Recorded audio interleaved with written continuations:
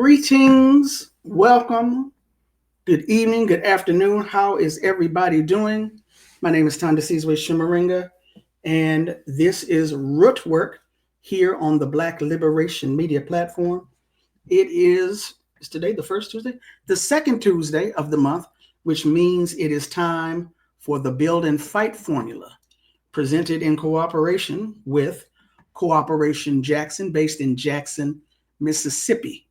Today, we're going to be talking about the social digital commons. Well, we're supposed to be talking about the social digital commons, but Lord, so much has been going on lately that we're going to have to address it. We might deviate slightly. I don't know how much, but we're going to try to get into it. We're going to try to get into as much as possible. Greetings, Leah. Hope you are doing well. Thank you so much for joining us. Thank you all for joining us here live and later on. Please like, share, and subscribe.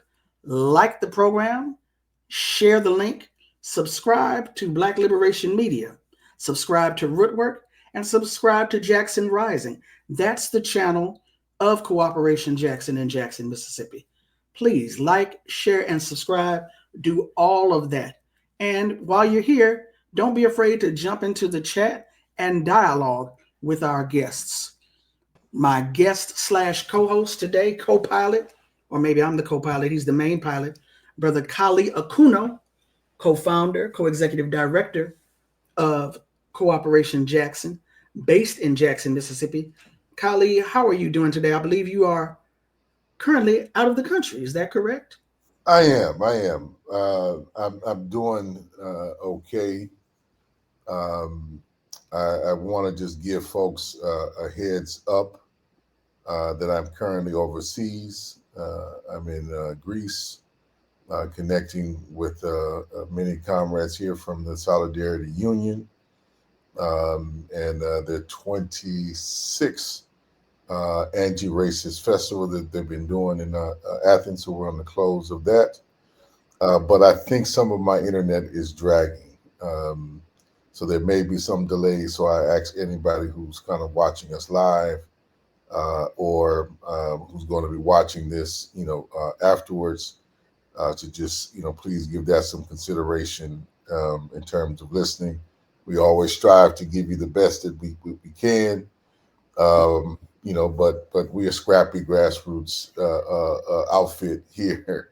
So we don't have all the professional studios and uptakes and things of that nature, but we do try to bring some quality to you. And folks who tuned into our 5th episode, I know many of you were learning a new kind of orientation around community production through the tools and techniques of digital fabrication that we did with Blair.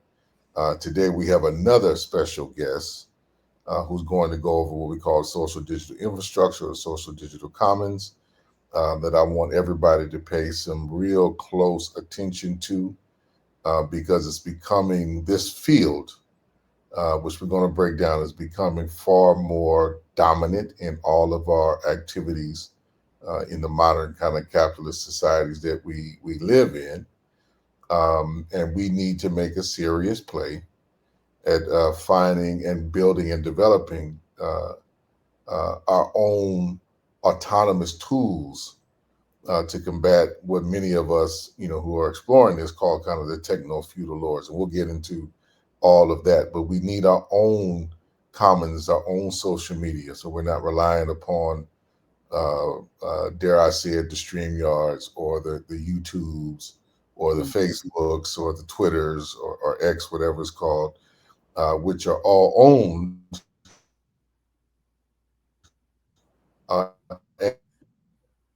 Yeah, now you're breaking up, Kali. All owned. You said all owned and monitored, by a bunch. Yeah, so why don't we do this, y'all? Because I know there may be a few channels. I want you to just bring in Raphael Tundi. Okay, so our guest for today who's going to be. Our guest for today is Raphael Arar. Thank you so much for coming on the show today, Raphael. And Kali, you got to chop it and keep it moving. So can you tell our audience who Raphael is today in relationship to the build and fight formula? Well, just so folks know, me and Raphael have been doing some work with each other, knowing each other now for about 4 years and some change, and we've come together through a couple of projects, primarily being facilitated by the One Project, to try to build out, experiment with building out kind of our own autonomous social digital infrastructure, which we'll get into what that means, because we want to find and create means to facilitate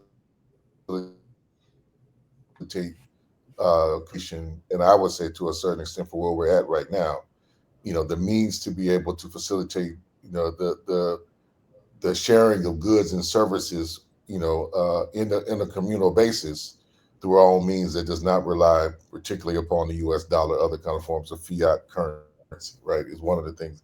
And there's a broader utility for it than what I just mentioned. But how Cooperation Jackson first initially came into this was trying to quite literally find some end around in our community of being dependent upon the dollar, being dependent upon having to earn currency.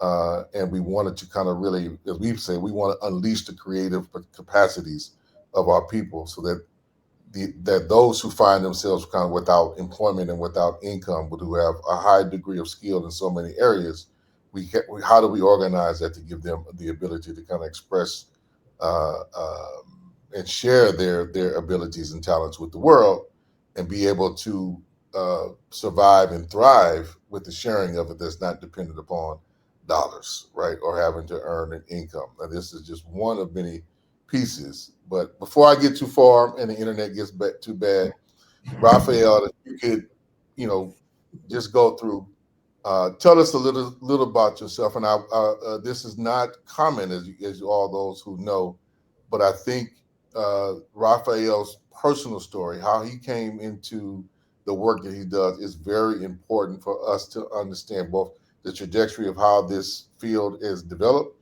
and more importantly, what some of the dangers inherent of it are, how he came to realize and understand that, but then make the pivot and the shift that he's making, that we'll be talking about, towards the more liberatory dimensions of what this kind of breakthrough in our human intelligence through technology can potentially do for us. So, Raphael, give us a breakdown of how you came to Yeah, into this for work. sure. Thank you, Kali.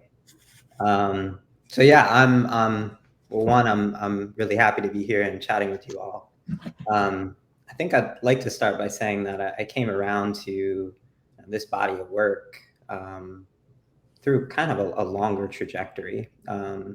So personally, I grew up in a working class household. My parents were refugees to the U.S., and I ended up finding technology as kind of like a lifeline. It was a way to stumbled into it. It was a way to bridge a lot of the creative and intellectual pursuits that I had. It was a way to provide for myself and my family.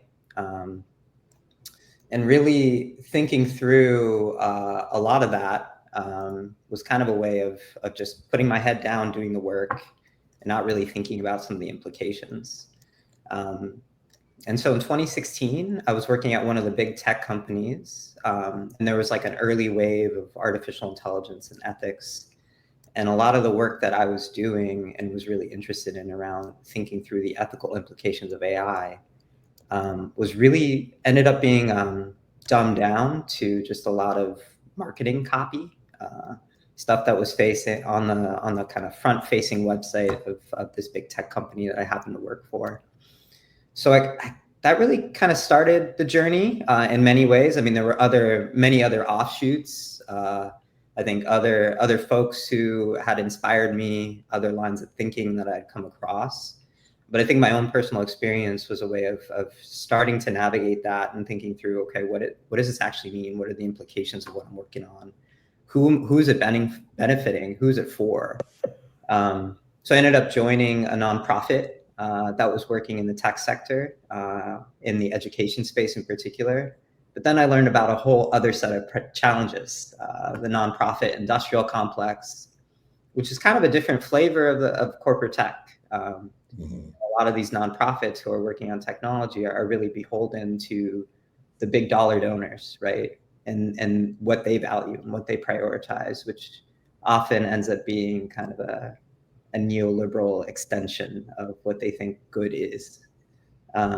So that really started, we'll continue to quest for getting deeper into some of the root causes and trying to start looking more closely at the economic system, which is really being the core challenge, the core reason, the core system that is ends up creating a lot of the challenges that we face as society today.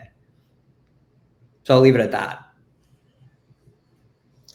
And on that journey, you know, knowing you, and I want the audience to know you on that journey. You know, you came into, you know, being a materialist and being exposed to Marxism, but you also, I think the way I've heard you put it, you know, not exactly a tech optimist in the sense that that's being, you know, kind of employed that like technology is going to solve all of our problems, but you know, kind of understanding what it could do potentially for us, right? Yeah. So, how did this journey lead you to these fields, and how do they connect and intersect? Yeah, I think when I landed in technology, I think there was something really exciting about the possibilities, you know, on many fronts, like thinking through the emancipatory possibilities and you know, getting deeper into Marx and Marxism is really like, what does wealth mean? Well, it's free time. It's time to spend with each other, with our families, trying to reduce the amount of labor that we're putting in. And so there's a lot of exciting possibilities of technology to really cut out the amount of really degrading labor that so many of us have to do on a day-to-day basis. So I think there's a ton of emancipatory possibility there. The issue is who holds the power of what these technologies do. And so from a material standpoint, who is directing where that focus ends up going to, right? So what purpose is it playing? That, you know, the same kind of algorithms that are enabling a lot of Amazon and all the Walmart and all these other companies and their supply chains. What would that happen if we put it in the hands of the people, right? And what would happen if we could actually have control of that technology in order to alleviate a lot of the ailments that we face today? So I think there's a core angle. I'm really excited about the technologies themselves. The issue comes into play of who's controlling them, and that's the struggle that we need to rally behind. So before we go deeper, Raphael, I want to make sure that our audience understands what we mean by social digital infrastructure or social digital commons. So we're just not like talking in outer space or talking to folks here. What do we mean, right? And how does this technology differ than other forms of technology that we've employed in the past, you know, for communications, for instance, right? Yeah. What are the breakthroughs? So our audience is very clear on what we mean. Yeah, I think this is a really important definition to hinge on, and I really like the phrase social digital technology, and the social comes first, right? So digital is really there as a way of supplementing and enhancing some of the underlying social processes. So a lot of like the Silicon Valley tech companies think, you know, technology is a hammer and everything else is a nail, right? And so you end up getting technology that just is what the theorist Yevgeny Morozov calls solutionism, right? Which is really this blind focus on like, oh, there's a problem, let's just put technology on it and it'll solve it. And what ends up happening is it just ends up creating different problems. So when we think about social to digital infrastructure, we want to think about systems that are designed with and by the communities themselves to support their specific needs, things like mutual aid, cooperative governance, economic democracy. So the social comes first, and the digital is there really to amplify and augment those underlying social processes. And how, let me put it this way, how has certain tools hijacked us from being able to utilize these to enhance the social, right? Like Facebook, for instance, or X. Yeah. Right. They're good at some of the things of what they're doing, but I don't think it's hyperbolic to say that they've also been very disruptive, in our political processes, right? And becoming more so. And then, and I don't think it's an accident. I know it's not an accident, but just for the sake of the audience, that the richest human beings that have probably ever existed on the planet exist in this era, and they are all tech barons utilizing these various, dimensions of these tools that we're talking about. How have this gained so much control and penetration and domination in our society this fast, right? Because we are all of an age, where internet was a novel thing, not a central thing, but it's become central to how the global economy functions. How do we get to that point? And then later on, we're going to deal with, well, how do we counter it? How do we build it up? If I can jump in real quick, let me throw my question in there also. Hopefully you can get to too.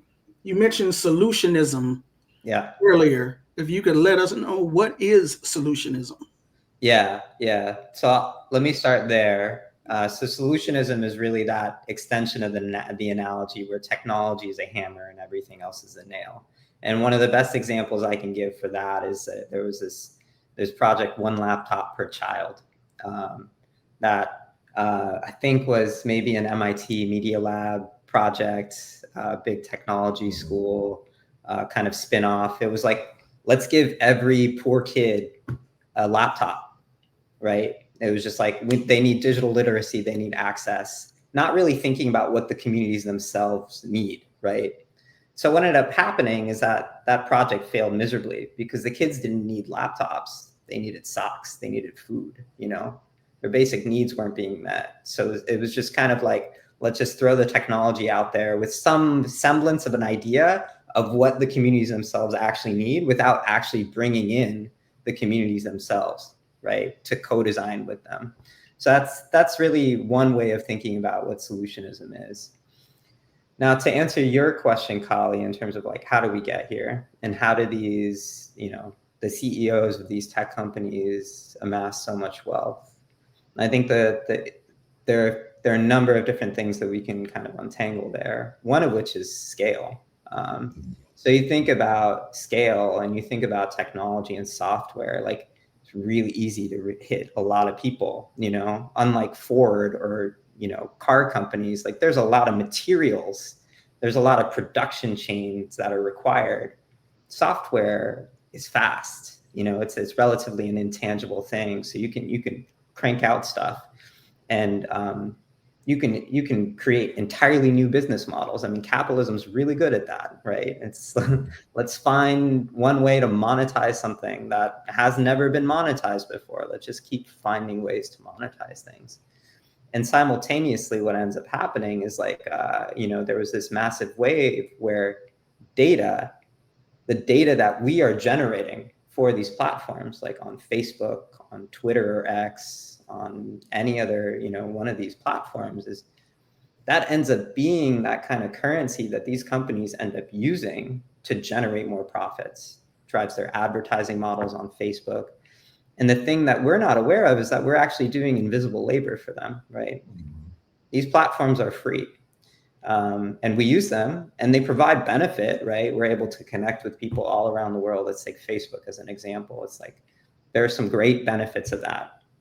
But who's in control of that technology and what are they using it for? And so as a result, the designers, the product managers, the engineers are encoding sets of values into the algorithms, the way that things show up, that end up swaying us and moving us in certain directions that positively impact their bottom line, right? So at the end of the day, they're going to do things that impact their profit in a positive way, as opposed to impacting the values of the end users, right? And that's the issue, because, you know, we're not co-owners of these platforms. We don't have a voice in terms of their direction. We're end users. So I want to, we'll come back to some of the challenges, but before we get there, I want us to have a conversation, you know, because with our series, we've been trying to make people aware of what the issues and contradictions are.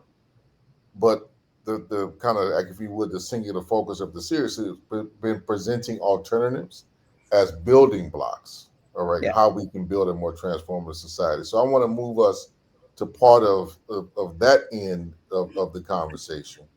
And then we're going to definitely come back to some of the darker pieces, because y'all wait till we play a clip a little bit later on about where, you know, where the government, the current regime is thinking and planning, and what they're actively setting up with some of the things that they've already instituted and what they're planning on doing. You know, y'all are probably being a bit for a shock, so we'll come back. But if you can, you know, let's have a conversation about how do we use social digital infrastructure and how do we develop it, right, to serve the needs of building economic democracy, right, to serve the needs of transforming and democratizing our communities. Yeah. So I think, I mean, there are a few ways, one of which I'll come back to the point of really participatory design.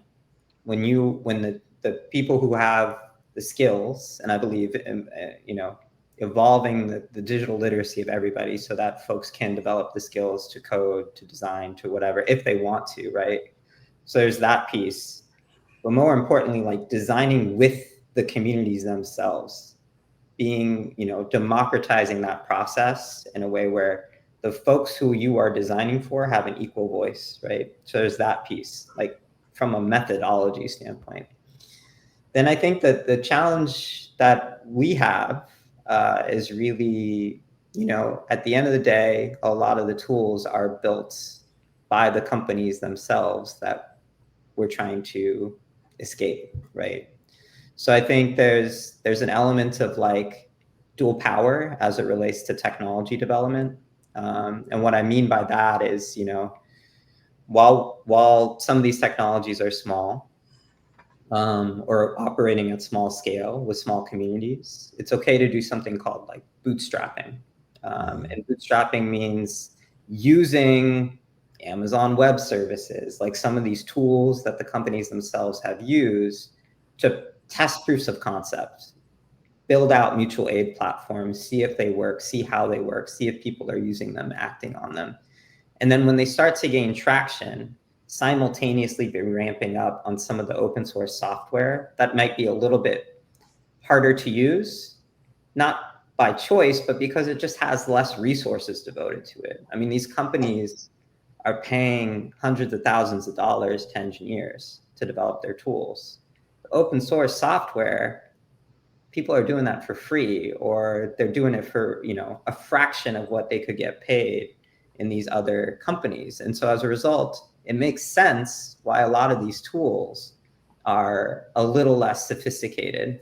But I think we still need to be investing time and resources into building out those open source technologies, while simultaneously testing out entirely new ideas like mutual aid, new ways of enhancing the productive capacity of communities, trying out ways of non-market-based economies where we can actually do planning and set goals to determine what we actually end up producing. So I think these are just little ways that we can start and seeds of ideas. And it's always going to be a little bit of a dance of figuring out when the transitions to some of these, building out some of the core infrastructure ends up happening.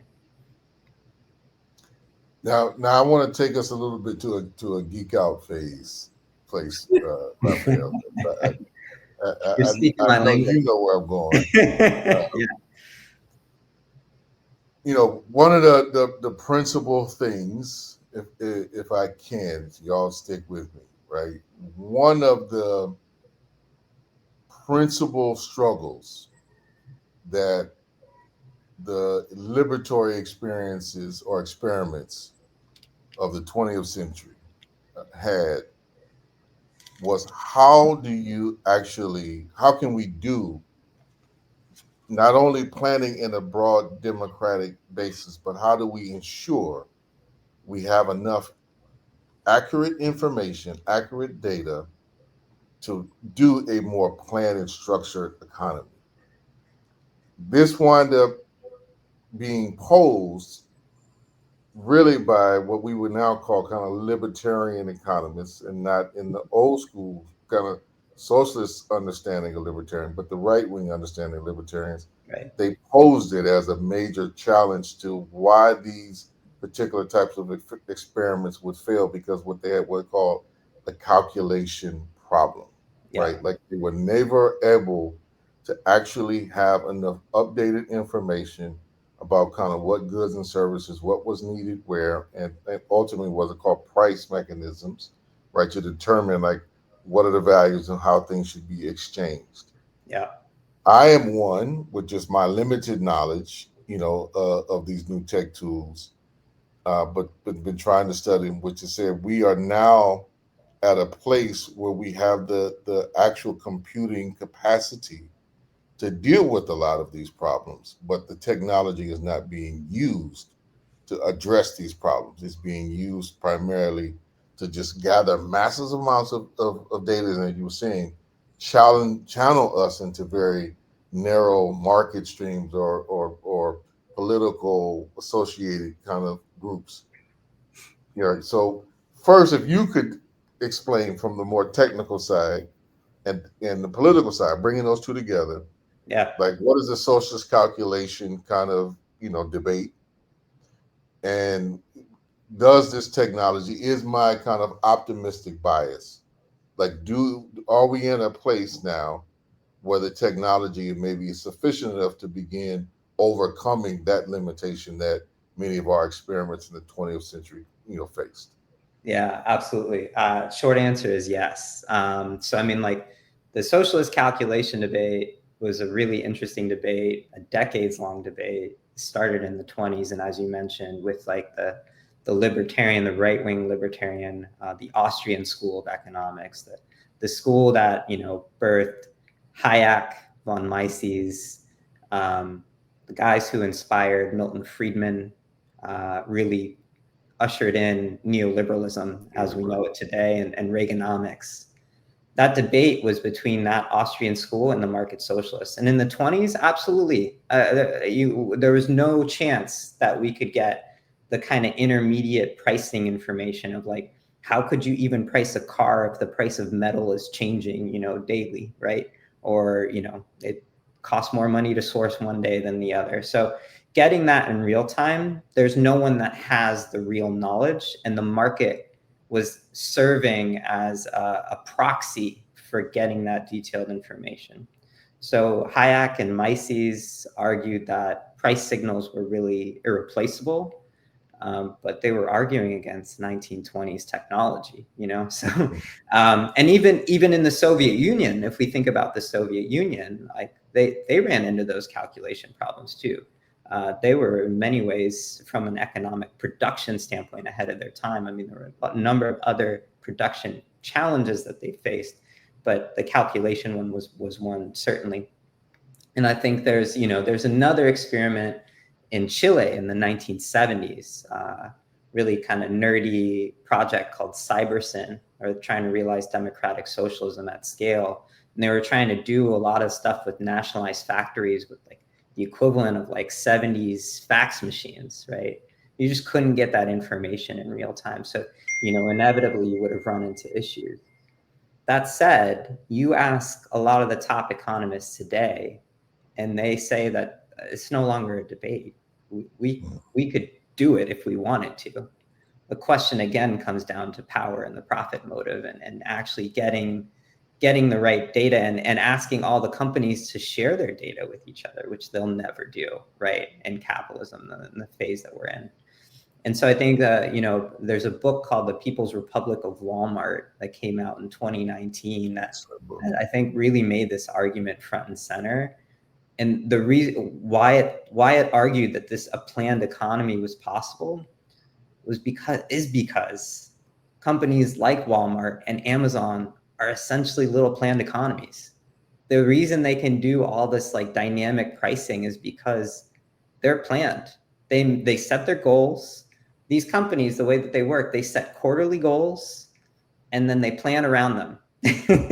It's funny that states don't do this, like at least the US, there are of course some socialist projects, but so the question has really shifted from is planning possible to more like planning for whom and by whom is I think maybe the angle that we might want to explore. So I think there's the taking the kind of inspiration, how do we subvert the corporate behemoths and the tools that they're using and apply them to more liberatory means is a good question that we should be asking.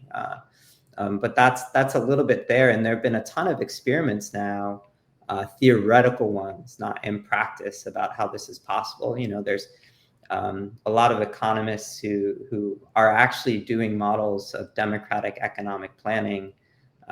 So, I mentioned the People's Republic of Walmart. They build on two economists, Paul Cockshott and Alan Cottrell, from Scotland, who came up with a model back in the late 80s, early 90s, already thinking about that. There are newer models, models that are called Amazon socialism, because they're actually taking the construct of Amazon and it's from an economist named Daniel E. Saros. Instead of the Amazon, it's actually called the general catalog. So imagine you planned all of your things in an Amazon wish list a year in advance, right? So there's some funky models, but ultimately the underlying technology is there. It's just a question of how we get in the hands of the people. Let me slight diversion, but this is, since we're talking about debates, this is one I want us to talk about, since most of our audience is the U.S. I would argue that there are certain aspects of the U.S. economy which are planned. And one of the main ones, if not the main one, is the U.S. military. Yeah. Right? Probably the most planned economy in the world, given the scale at which it operates. Yeah. Right? But we are not informed or educated of thinking of that as being a planned economy, right? Because there's so many private subcontractors or contractors, not subcontractors, but contractors like Boeing, right? For instance, who get these major contracts to build planes or other, warships, whatever the situation may be. But nevertheless, if you look at it, it is a planned economy. And so, number one, why do you think, and for the benefit of our audience, why isn't that presented in that particular way? And how is obscuring that information continuing to perpetuate a very limited understanding of both how this government functions and operates and works, but also, again, getting back to who owns, who controls, who benefits? Yeah. I mean, that's such a great example, because like it is a little planned economy, not a little one. It's big, right? It's a massive amounts of resources that are funneling through it. And I think that the powers that be want us to think that there's always a trade-off of a planned economy and autonomy or freedom, freedom and choice. And so that ends up being the message that's kind of thrown out at us. But no one's talking about the underlying structure of the military and how it operates and how it sets goals and how it hits those targets, both literally and figuratively. It's just kind of a thing off to the side, right?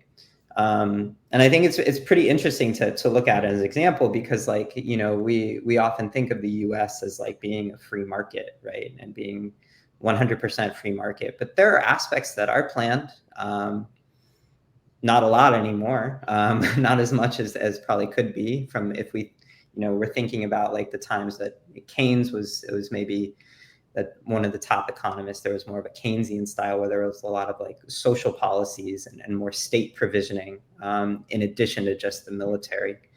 But yeah, it's, you know, there's this kind of underlying assumption that I think is forced down upon us, maybe from an ideological standpoint, that we would give up aspects of freedom, autonomy, choice if we ended up working in a planned economy. But the thing that's not often told to us is that a planned economy can mean many different things, right? There's this false dichotomy between central planning vis-a-vis Soviet Union, right? That style of central planning, and free market, right? But then there's democratic economic planning, which is maybe a more socialist, libertarian kind of approach, right? We have communities starting to plan together and then cascading and bubbling up those plans. And in many ways, military kind of operates that way. You have little squads and factions that are communicating these things up the chain, that it's not often talked about. Well, I mean, I think let me interject this now that close, because I think this would probably be a good time to interject on this, because folks are not aware. What was it, last Friday? Uh, I'm gonna borrow from the Democratic Party in describing what was passed on July 4th as the one big ugly bill that Trump signed into office, and it had a number of, the damage it is going to do to the U.S. empire, unforced kind of errors, if you would, in many respects. But there are some deadly consequences that I think we're going to have to contend with. And the piece that I want to really kind of interject, and we got a little clip to play. But just so folks are aware, within this BBB, right? This one big beautiful bill, to use Trump's analogy. There's more money allocated to creating his own army in the form of this, allegedly immigration enforcement that they're going to create. That the budget that they are allocating to that is greater than the Russian military budget, annual military budget. Which would mean this will be the third largest military budget in the world just for this particular department. It's larger than the FBI and larger than the CIA, I think, combined, right? At least the portions of the budget of what they tell us. People should know that there's the printed budget of what the United States does, and then there's, the undisclosed budgets. And that's, I'm not telling you or trying to expose anything new. This is how they've been doing intelligence and military planning for a long time. But for what is on the public record, this is being projected, built out. But there's a piece, Raphael, I want you to if you can, after we play this clip, describe to us and to this audience how Palantir in particular, right? One of these companies, a little bit, because we can go down a rabbit hole, just breaking it down, and that's for another day. But how that the tool, the technology, the programming, the amassment of data that Palantir does, how that is being used to really redirect and reorganize society. And one of the things we want to share with you, this is from yesterday, you all, comments from the Trump Secretary of Agriculture, Brooke Rollins. Tandy, if you can play it, and it's a short clip, y'all. It's only like 22, 21 seconds. But we'll get into some of the breakdown. And I want folks to really hone in on the intersection of technology and forced labor that is being openly discussed and planned for by this regime. So if you can roll that real quick, Tandy. Now, this is, I believe, a press conference she's giving. Yes. And it's in relationship to all of the farm workers who have been rounded up by ICE agents. Some of you may have seen footage of farm workers running through fields out here in Oxnard in particular, being chased by ICE agents. This is a clip of the Secretary of Agriculture speaking regarding that issue.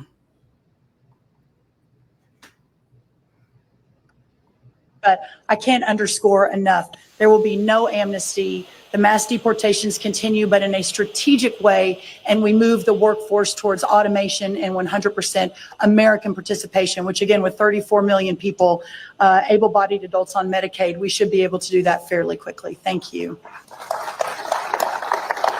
But I can't underscore enough. There will be no amnesty. The mass deportations continue, but in a strategic way, and we move the workforce towards automation and 100% American participation, which again, with 34 million people, able-bodied adults on Medicaid, we should be able to do that fairly quickly. Thank you. Just had to play that twice in case folk didn't really believe first time that they heard what they was hearing. You know what I mean? You need me to play it a third time? No, I think we got it. We'll send more background information on that actual press conference. I've asked some of the folks who sent it to me to send more full details to put this in context.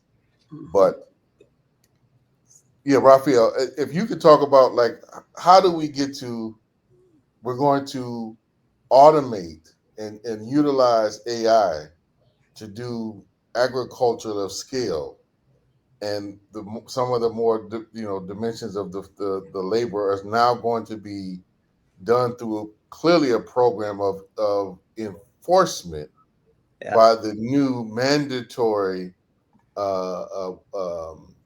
work requirements that are baked into this one big beautiful bill for folks to receive Medicaid. I have some choice words for where I think this is leading us.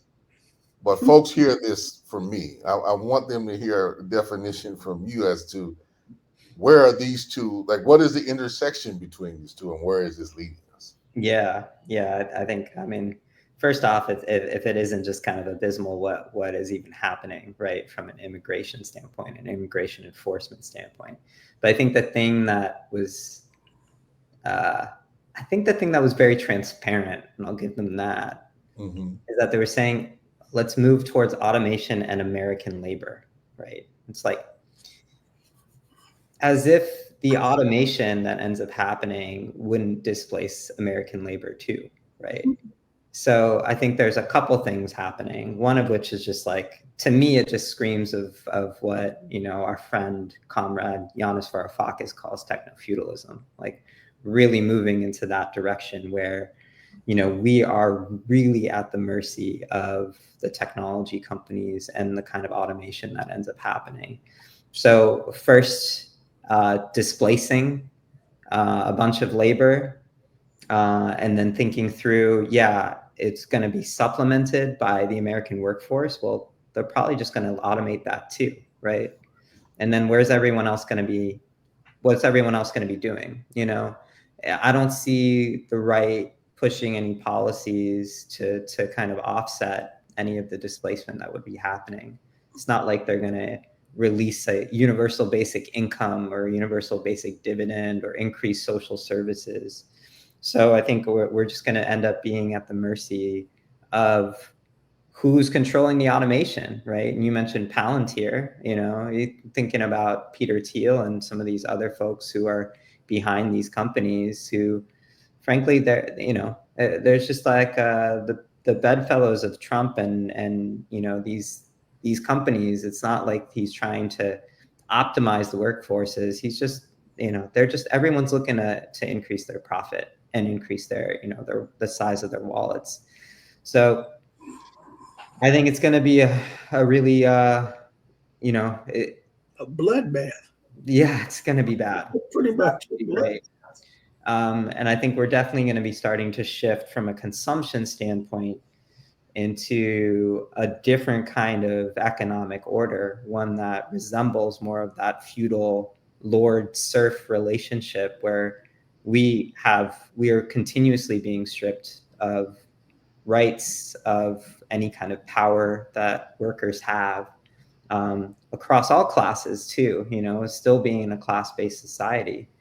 So I think it's a really terrifying statement, terrifying time.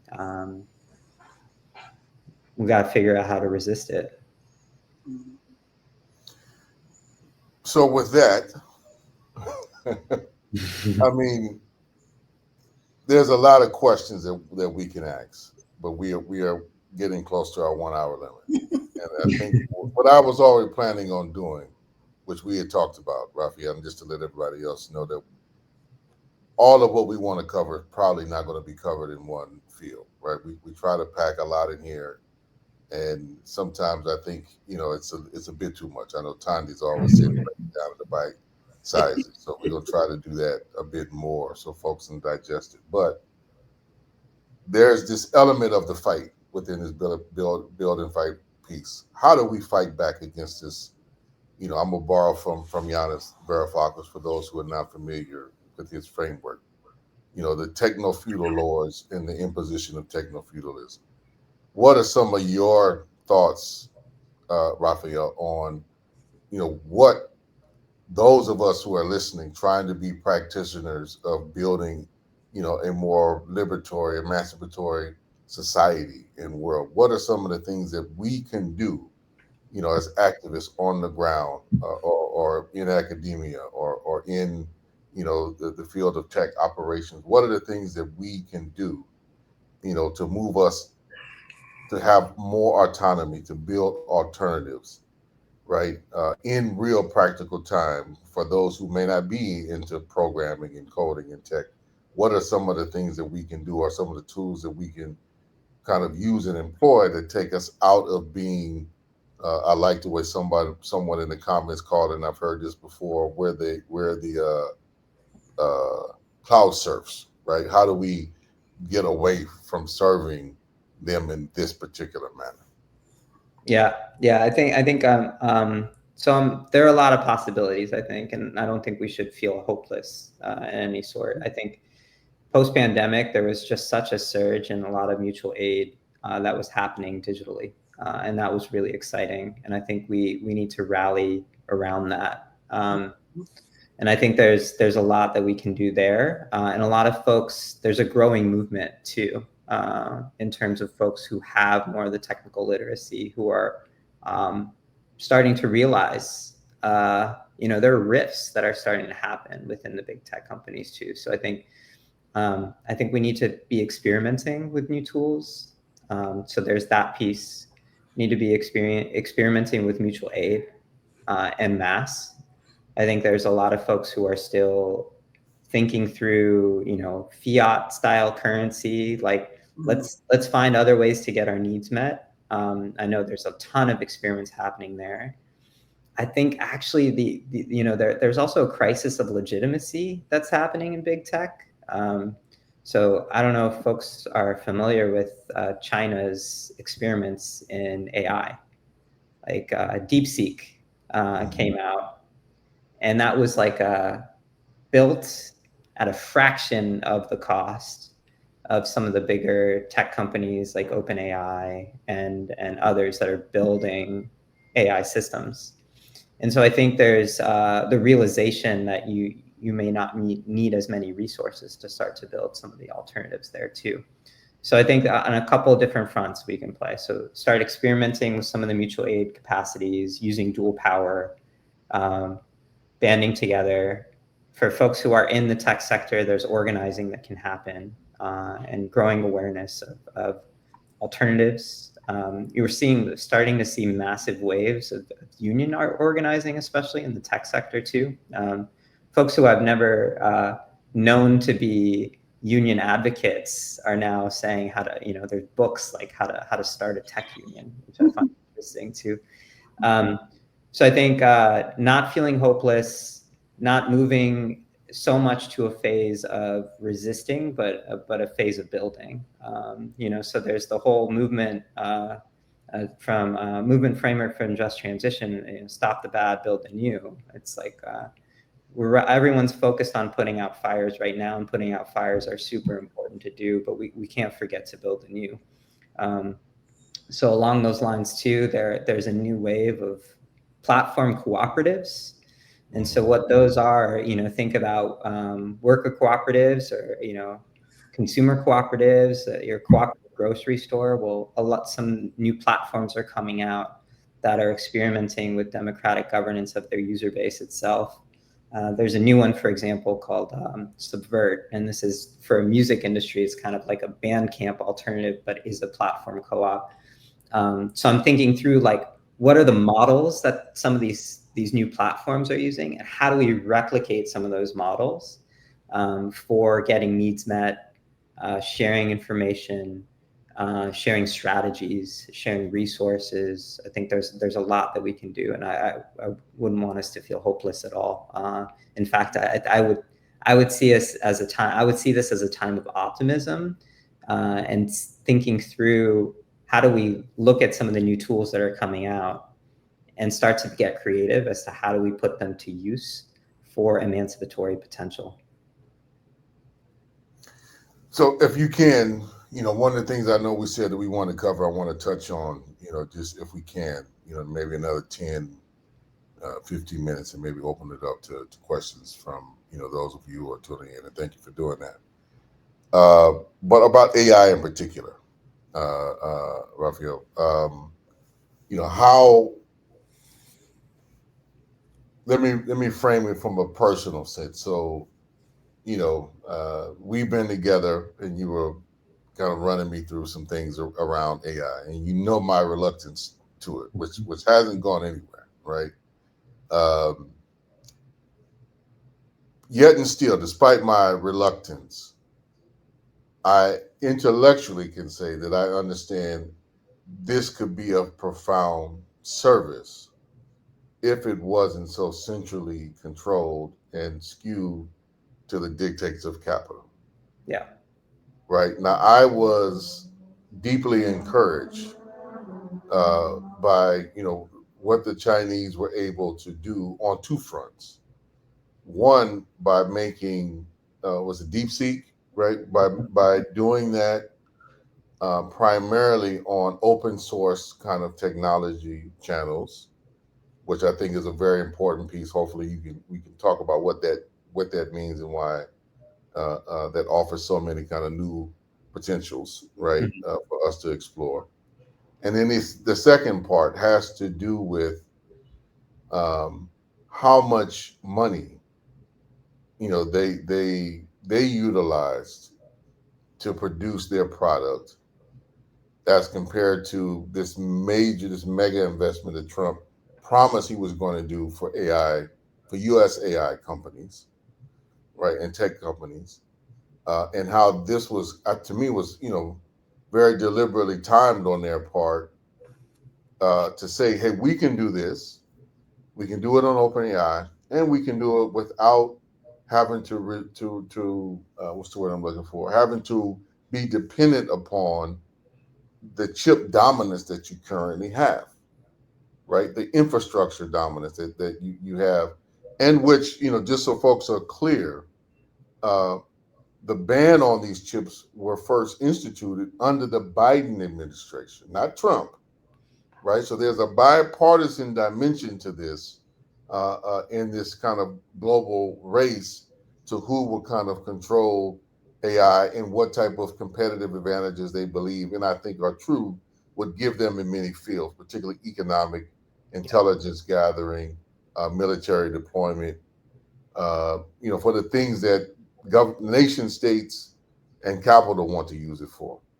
what are some of the things that you think we could use it for? What are some of the potentials that you see laying out, and why we should be pursuing creating our own autonomous versions, independent autonomous versions of these things, as opposed to just shunning them and becoming technophobe, which I don't think is a solution. Yeah. I think this is an important question, and I think there's a lot to be fearful about AI. But again, it's really like in the hands of who, right? And right now, it makes sense to be fearful because it's in the hands of people who aren't aligned with certain values that the general base that we have, our value systems, right? So I think there's a lot that can be done. So we talked about the planning debate, and doing planning at scale. AI can help tremendously with that. You think about predictive capacity and making predictions for resource allocation, anticipating needs. I think there's some things that AI can do right now, which you don't even think about. It blows my mind, like anticipating when the next crisis will happen, when the next hurricane will happen, what kind of shock it will have, projecting all that. So being able to plan ahead and being able to plan for crises ahead of time. I think the other thing that it can do really well is identify inefficiencies that might happen. The other thing, there've been a ton of scientific papers that have come out where it talks about collective decision-making with AI. And then there are really exciting experiments actually in Taiwan, for example, in deliberative democracy, that's using AI tools to help reach consensus with massive bodies of people. There's Audrey Tong, the digital minister of Taiwan, working with an open source technology called Polis, for example, to really aggregate input, to collect input from people, to understand points of disagreement, to really tease apart nuance, that I think could help us as like a general base to not be so polarized at a macro scale as well. But thinking at a small community level, like I think we all know how hard it is to make a decision when 20 people are trying to make a decision together, right? There's a lot of, everyone's got their own opinion. And what AI can do really well is help to understand what the patterns are, what everyone wants, what the underlying values are, and reach consensus faster, and help address some of that conflict resolution. Now, I'm not saying it's a panacea, and I certainly wouldn't want it to just be like, cool, let's let it do its own thing and just tell us what to do. You still need that kind of dance between human input and AI, but I think as an assistive technology, and the key word being assistive, it can be wildly useful, especially when we think about the commons at scale and commoning at scale. And so I have a lot of optimism about the technology itself if we can make it democratic and get it in the hands of the people. Mm-hmm.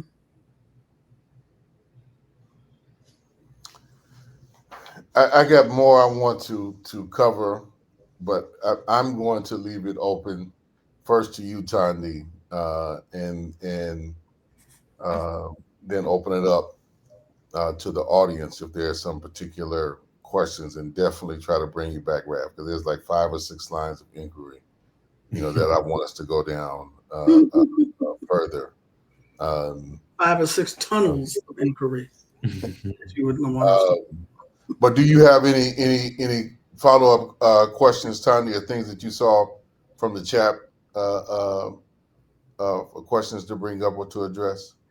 Not really questions. I noticed this most recent comment from Mr. Sean. Mass computing really is a tool that demands a more educated public. Everybody needs to be able to read and analyze white papers and determine if it's not co-opted. That's the danger. So we are always, well, maybe we're not talking enough about how the reading level of the American public is pretty low, especially as regards other areas of the world in the quote unquote global South or quote unquote underdeveloped world. So that's absolutely something that should happen. But I remember when you were talking earlier, Raphael, and you, Kali, I don't think it was, well, it may have been around the issue of the Secretary of Agriculture. My mind drifted for a moment to the early 70s, a book called Who Needs the Negro? Who Needs a Negro? I forgot Wilhelm something was the name. I've read that book so many times, I should know that. I'll look it up. But yeah, Yeah, Who Needs excellent the book. Negro, talking about how Black people were obsolete as a labor force. Mm. And so many of the quote unquote jobs that Black people used to do are being done by Latinos as an super exploited, if that applies, if not an exploited, a super exploited laboring class. And now we've got automation coming in, wiping them out, or attempting to wipe them and all of us out. And I'm just, like I said, I just drifted for a moment. Like, who needs the Negro? Who needs the Latino? Who needs these billionaires is the actual question. Yeah. Because they're not doing us a bit of good. No. Sidney Wilhelm is the author for those Sidney who might want to look it up. Yeah. It came to me, and it's a book that I think then turn it over to you, Rob. But I would encourage folks to read that book and to read it in connection, because they came out at roughly the same time, and not so much that you have to agree with them, but to get a sense of the analysis and what folks were trying to prepare, in particular the Black liberation movement, to deal with. There was 3 books I would recommend. So the other one is Black Awakening in Capitalist America, with Robert Allen. Robert L. Allen. And then another contemporary, which is far more controversial in many respects. But there's two books that deal with some of these questions, at least relative to Black people and Black labor within the empire. And that was The Crisis of the Negro Intellectual and Plural But Equal by Harold Cruz. Both of them, the piece where Harold's piece comes in, because he talks about, he would use a different language, but he was talking about the more predictive capacities of where U.S. technology and communicative tools were going, and that Black folks needed to be more integrated and be far more involved in kind of telecommunications work, as it was once called, in kind of the gathering of that. And it was kind of opposed to this notion of kind of labor replacement, right? And Robert Allen's book just really challenged, many of the assumptions that particularly, some of the core leaders of, like, being at the time of the NAACP or CORE, is like, we are being directed and steering ourselves into a part of challenge, be preparing for jobs for the 19th century, as opposed to trying to anticipate where things were going to go in 21st century, in this century, and how do we get folks prepared? Yeah. And I just wanted to kind of, bring that home, because I think I could see where your mind would associate in that way.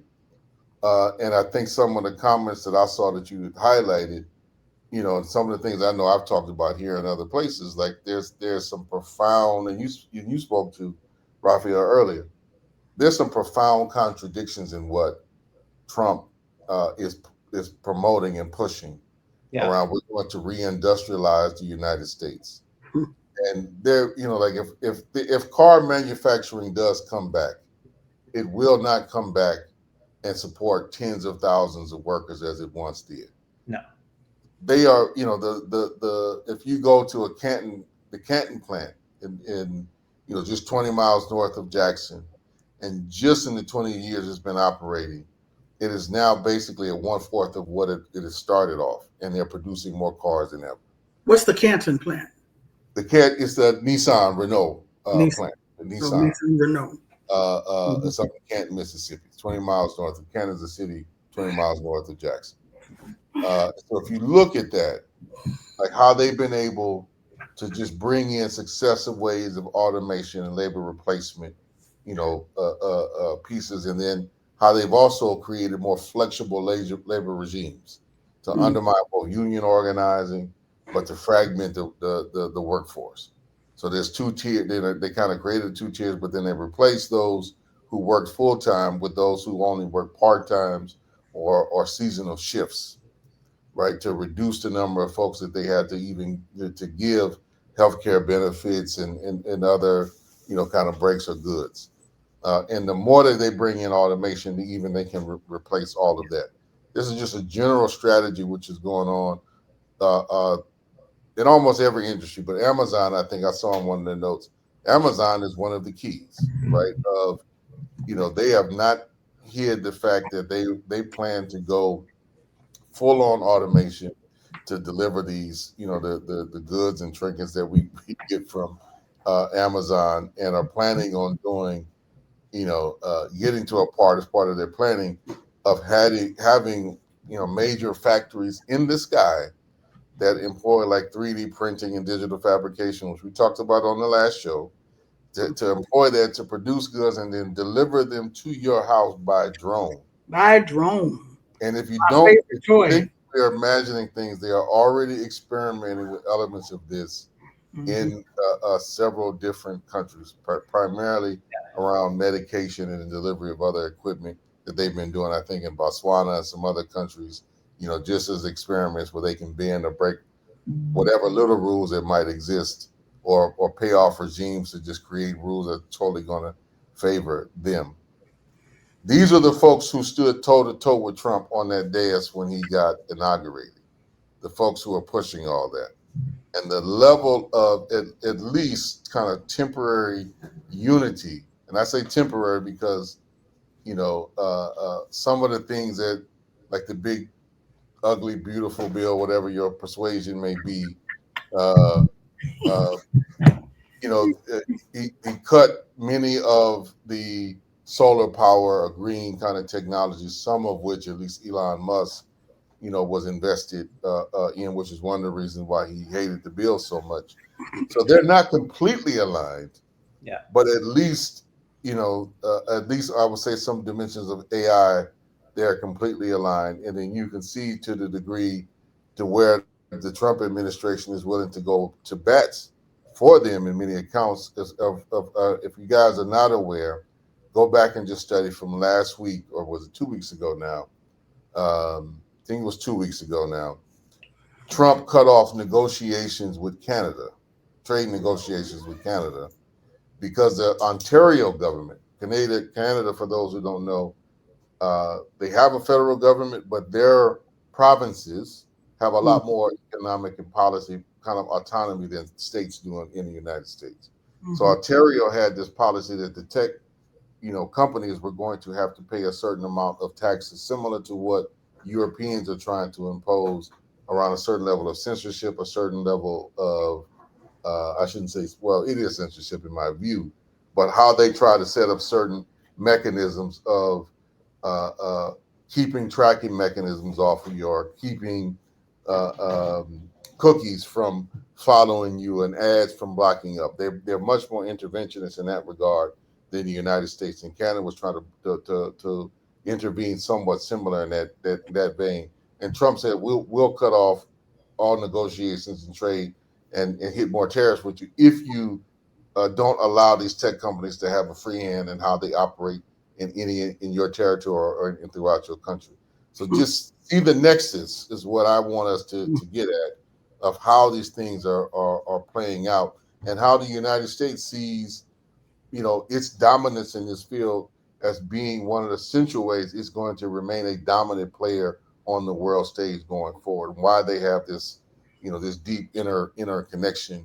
So I don't know if there's some things there that you want to highlight. Raph, we done gone a little bit, but there's a lot there. I think a couple things come to mind. One of which is just like the inherent contradictions amongst the current administration and the tech CEOs, right? In many ways, the tech CEOs will go wherever the wind blows, right? So whoever's in favor of capital, and there's not a big difference between the Democratic Party and the Republican Party in many ways in terms of capital interests, as you mentioned, Kali. I think, another aside is like Biden deported more people than Trump did on average from a daily basis. So, which I find a really interesting tidbit. There are a couple of economists who've said that Trump is, much like Stalin was trying to do socialism in one country or communism in one country. Trump is trying to do capitalism in one country, which feels just like completely out of step with some of the things that the states did back in the 90s with the globalization wave. It's a very odd time to see, kind of a full circle and a strange relationship between the anti-war protests in Seattle in the 90s and some of the right-wing motivations around the tariffs that are happening now. Just a very bizarre world that we live in. But I think, going back to displacement and what you all were saying, like, I think it's really interesting to look at this from a kind of Marxist lens, in the sense of like, there are these cycles of capitalism, right? And capital always needs an industrial reserve army. So, workers would be displaced, and then you need the industrial reserve army, and then, okay, there'll be a new industry that comes up, and AI is really throwing a wrench in the mix. So, I think there'll be a period where if we aren't fully in a feudal order or an entirely different economic system, I think there will still be a period where, a lot of the tech companies will realize, we can automate a lot, but we could be more profitable if we put humans behind the automation. So let's rehire a bunch of humans to now be managers of the AIs. And because I'm not getting out in nobody's field.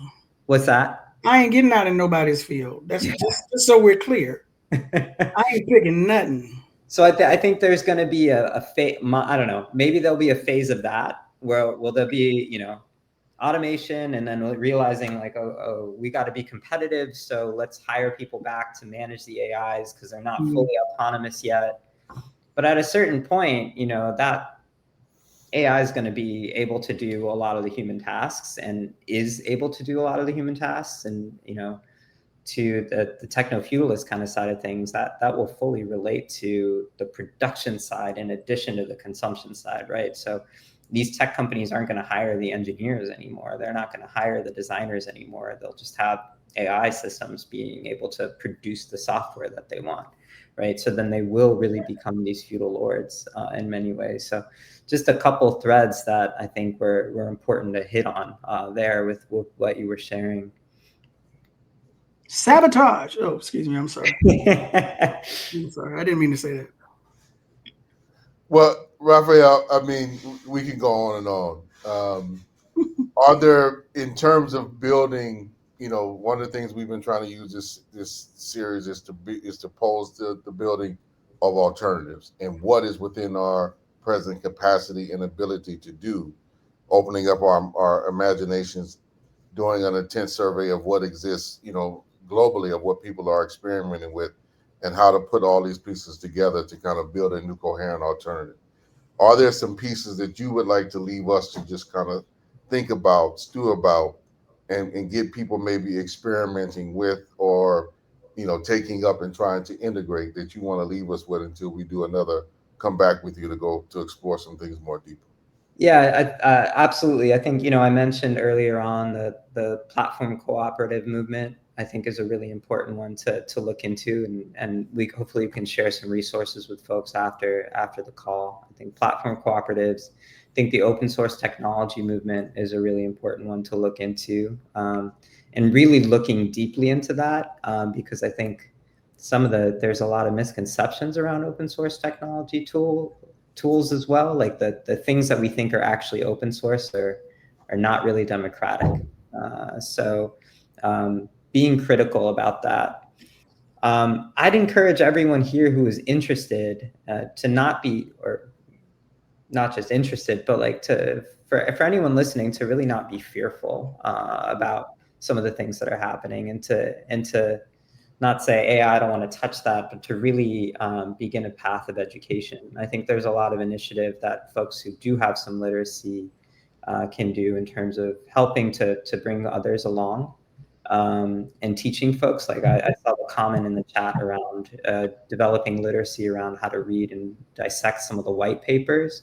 Like I think there's still some fundamental understanding that we can help all of our comrades to get up to speed, so that everyone has at least awareness.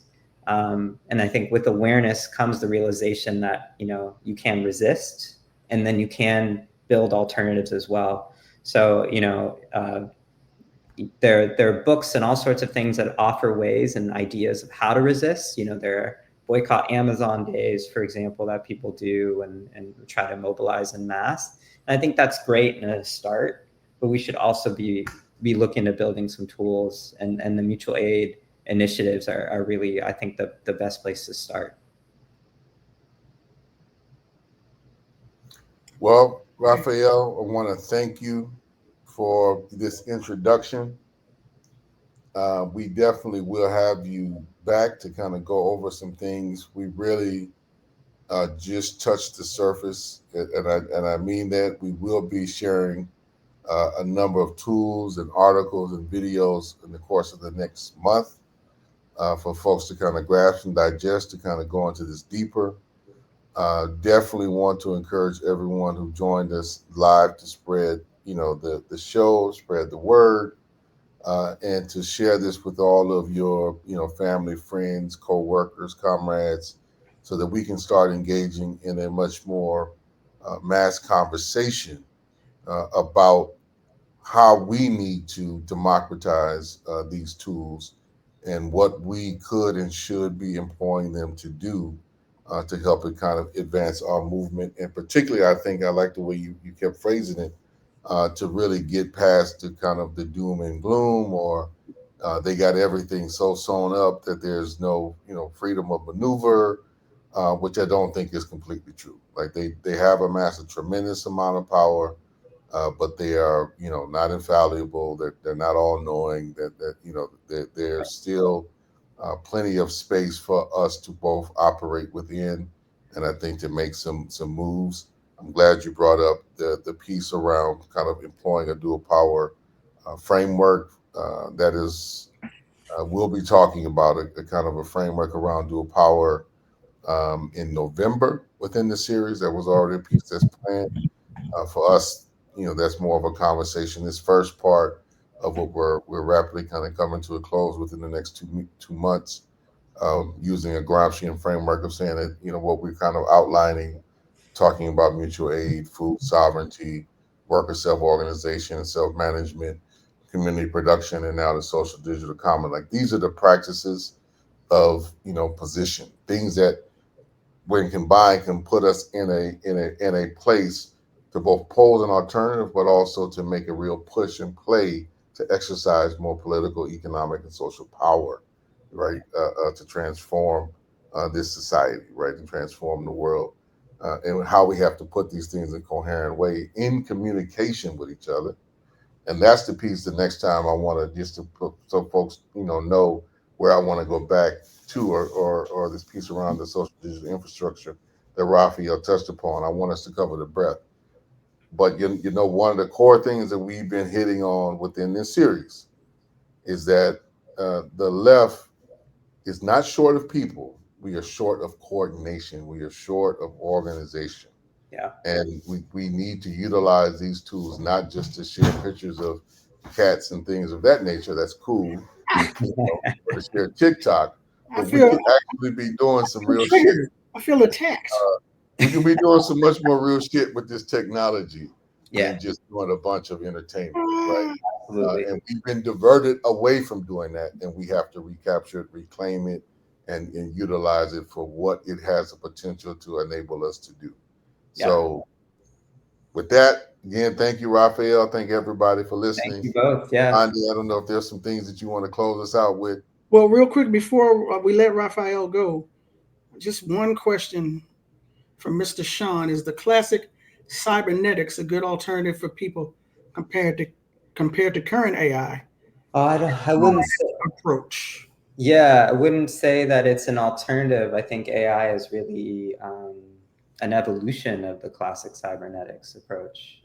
Mhm. There's a lot that we can learn from the classic cybernetics approach from, Mr. Sean. I'm sure if you're, it sounds like you're familiar with cybernetics and maybe you're come across the Cybersyn project from like Chile that I was mentioning early.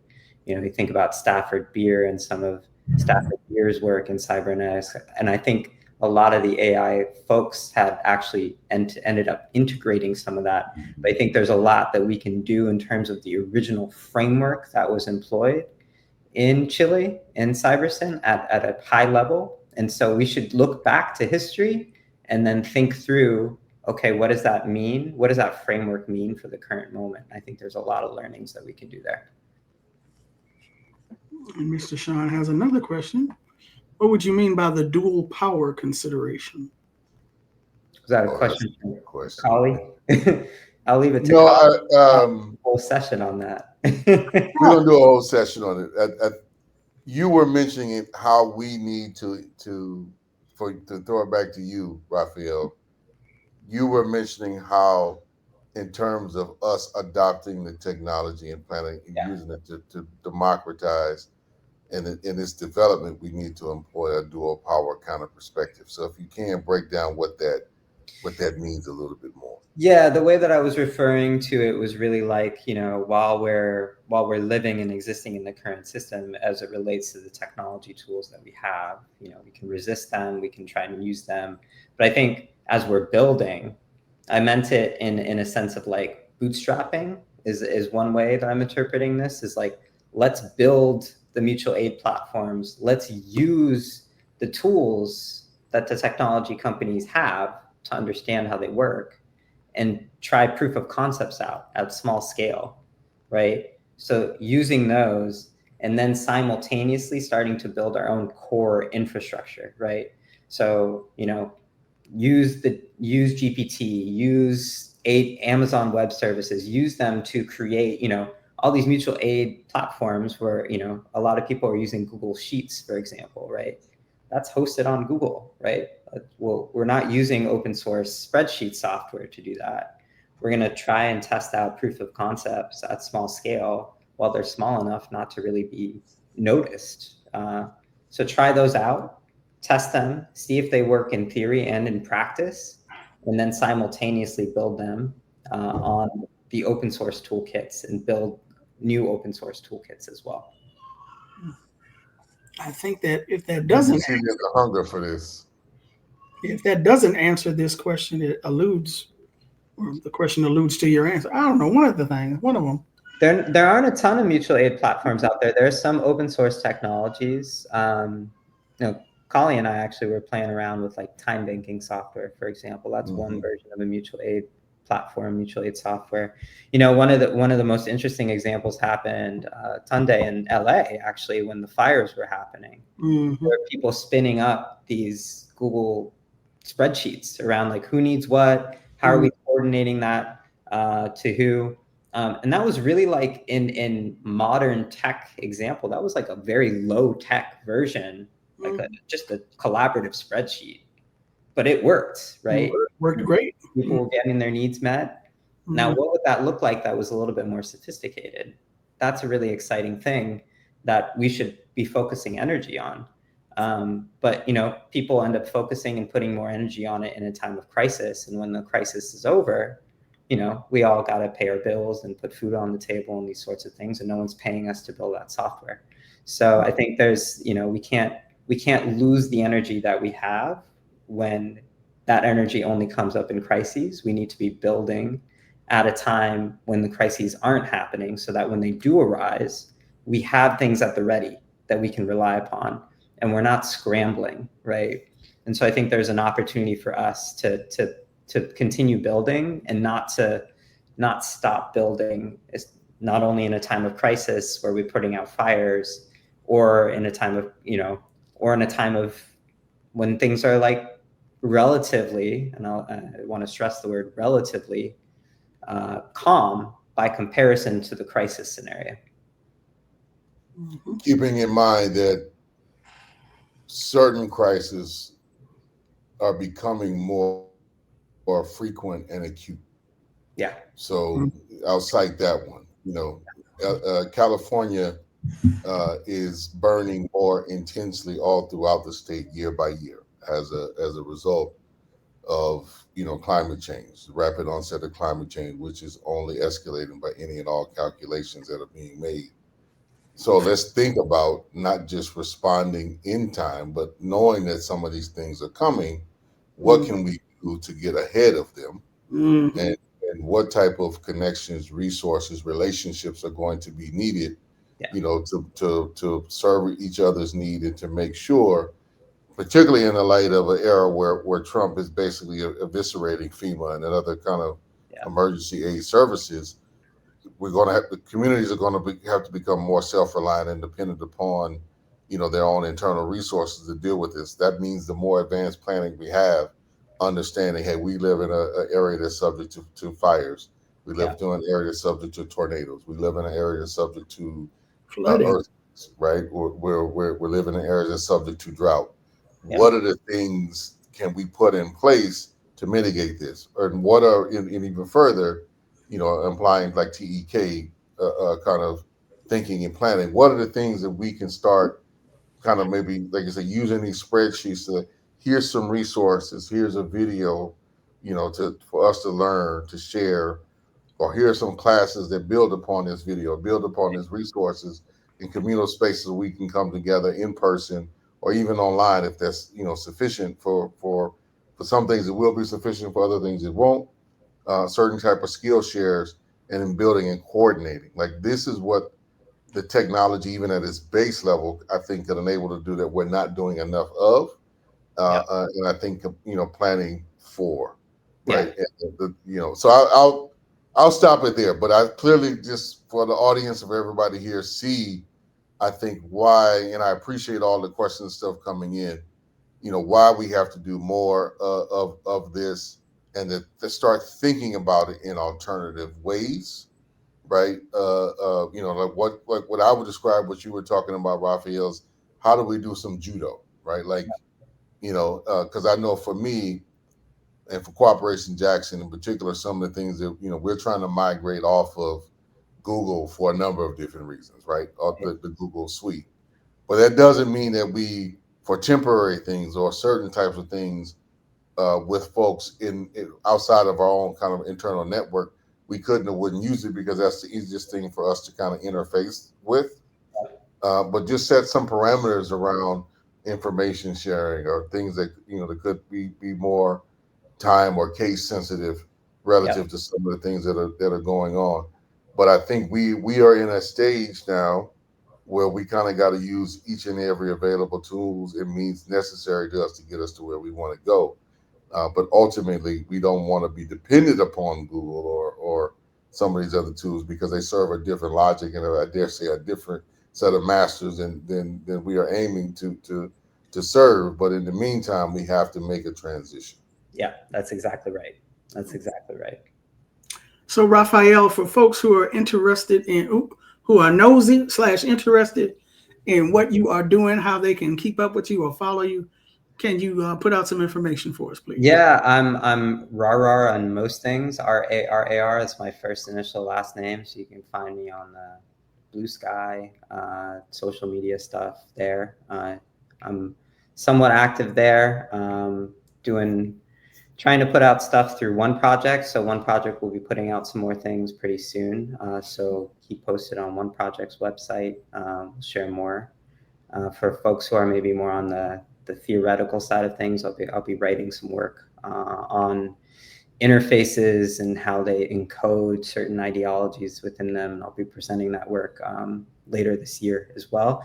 And I'm pretty involved in there's a new network for democratic economic planning that I want to shout out called INDEP, the International Network for Democratic Economic Planning. Mm-hmm. So folks who are interested in that should check them out. And I know that they're trying to expand beyond the very academic and theoretical base and work with folks on the ground who are interested in movement building and doing some experiments as well. So I dropped some of those as well. And if there's follow up after, we can share a ton of links with folks too. That's RARAR throughout most social media. And one what? Oneproject.com. .org. .org. Oneproject.org. Raphael Arar, thank you so much for being a part of this Build and Fight formula here on Rootwork today. Thank you both. All right. We will be in touch with you. Great. Most definitely. Yeah. Okay, take care. All right, thanks everybody. Now, Kali, you over in Greece doing what? When you coming back, man? I'm trying to build connections for our movement, for our people. Trying to build, international networks, doing exchanges. If I can stay for a while, I'll stay, but I'll be back soon. Trying to be on the grind. Elevating our practice and our work. There's some crisis homegrown that we got to tend to.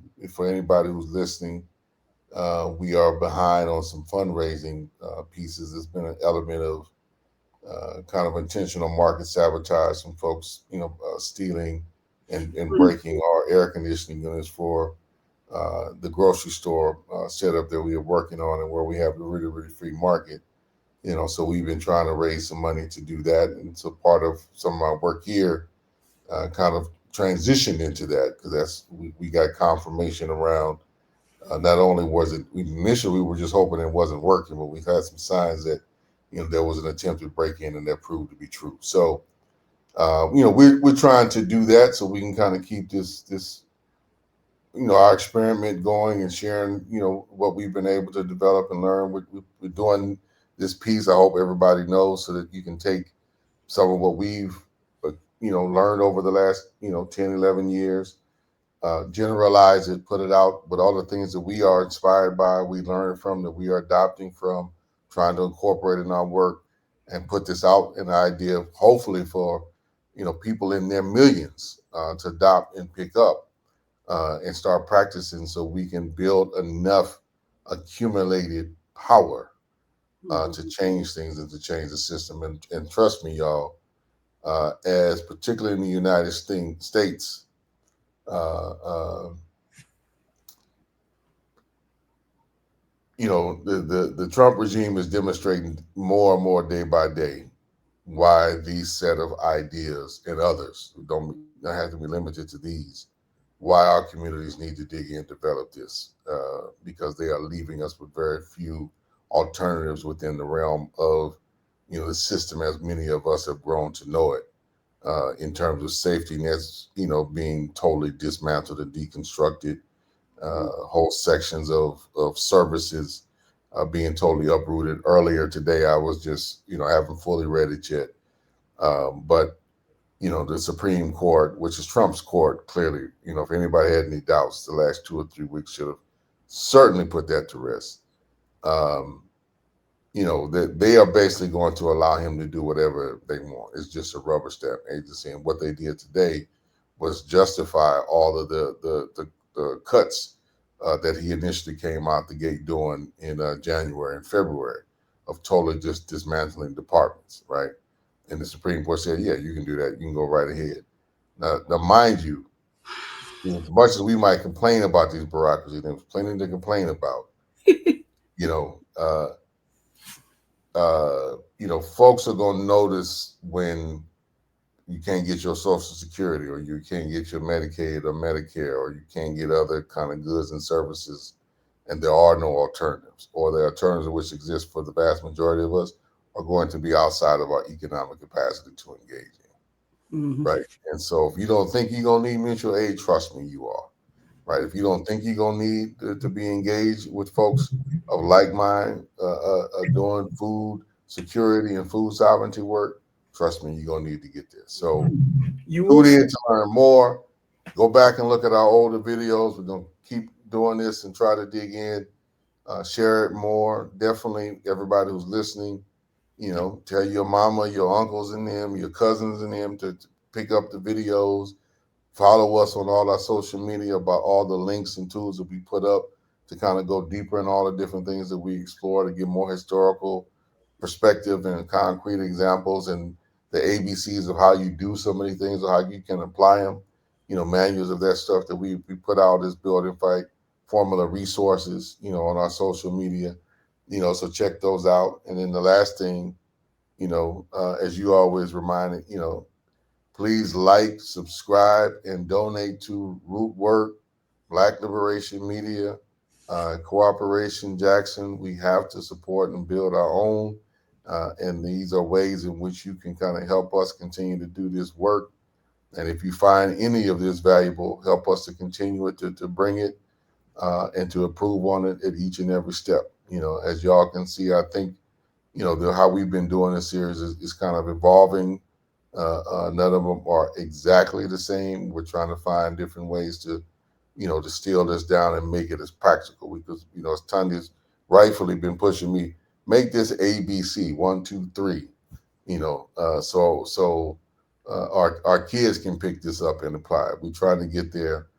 And so this wave is kind of trying to get as much out and hopefully trying to spread this out to y'all so people can break it down in different ways that we may not have the time, capacity, or even understanding to be able to do to make it applicable. So take it up, own it, and adopt it. That's what we're putting this out for.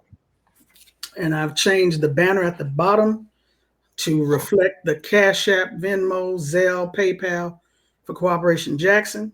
If you want to support that work in general, but it's very critical now as the air conditioning equipment and refrigerator air conditioning units, yeah, has been damaged. Some of it's stolen, others of it damaged. It needs to be replaced. So feel generous, give something up, give up a little bit of something. All right, brother, enjoy the time you are still there in Greece, and then come on back this way. Yeah, and everybody, I'll just say this is the last thing. Look forward to joining us for a very critical session, one I know many people have been asking me about. But on August 12th, we are doing our 7th session here on Rootwork and Black Liberation Media and Jackson Rising in the YouTube page on the need for self-defense, community self-defense, and what that could and should look like in the era of Trump. And we're going to try to draw from the many lessons of some of the things I see that people are doing, effectively countering, some of these these raids that are taking place, these ICE raids that are taking place, and how we start to prepare ourselves for this domestic army that Trump is building. And understand, I'll say this, I hope folks critically take that in mind and don't just take that as a throwaway issue, because part of what he was just able to accomplish was the creation, it's not there yet, but the creation of a domestic military that is answerable to him. To him. Right? Because, he believes that there is a deep state, and he don't trust it. He don't believe that, even as the executive, the executive in chief, that if he were to give what they call unlawful orders, that the Pentagon would follow those unlawful orders. They would buck against him. Well, this new force, that's exactly what they are created to do, is execute quote unquote unlawful orders, and they would do so willingly. And trust me, if you already look at their track record, many of the folks that he pardoned from January 6th, that insurrection, that practice, that's what it basically what it amounted to at this point, was practice. He is hiring them and putting them in key positions relative to this massive deportation campaign. And don't think it's just going to end with quote unquote immigrants, because as one of his key people said, if they hurry up, they could put 65 million people into camps like this alligator swamp camp that they just recently just threw up to get put in Central Florida. Now, keep in mind, there are not 65 million immigrants in the United States. There are 65 million Latinos. So that wasn't a slip of the tongue. That was intentional. August So, 12th on August self-defense. 12th. Next week, July 15th, we'll be having interviews around the People's Network for Land and Liberation. Join us for both of those and for the other Build and Fight Formula broadcasts we will be bringing to you in the future. All right, so thank you again, Kali. Thank you so much for you all who have tuned in live, who have commented and questioned. And thank you to those who are watching this later on. We're going to get on up out of here. You all stay safe, and we will catch you next week.